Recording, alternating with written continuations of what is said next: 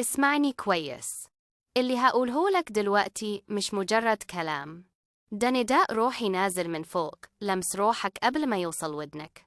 في هزة كونية حصلت حواليك، كأن السما نفسها بتقولك خليك صاحي، في نية سودة ماشية جنبك وإنت مش واخد بالك. الأيام دي الهالة اللي حواليك اتعكت، تقيلة، مدوشة، وطاقة حد قريب قوي، حد بياكل من لقمتك وبيشارك ضحكتك، بس جواه ظلي واقف مستني ضعفك علشان يرتاح هو.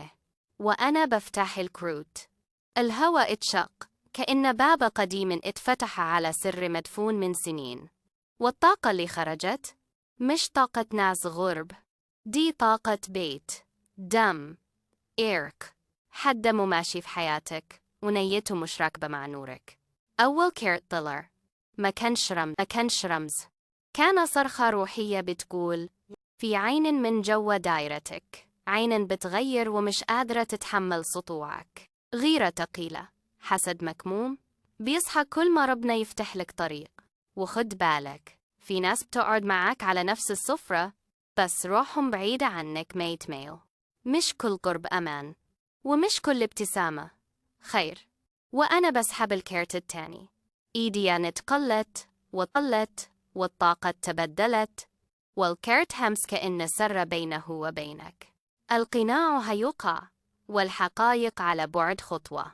يمكن كلمة تتفلت، يمكن نظرة توجع، يمكن حركة بسيطة، بس هتكشف وش كان لابس حنية وهو جواه دخان.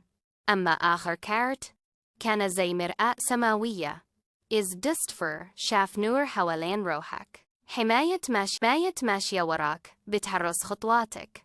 بس الحماية دي لها عهد، إنك توقف سكيان للي بيقطع جذورك وتقفل بابك قدام كل قلب نيته مش صافية.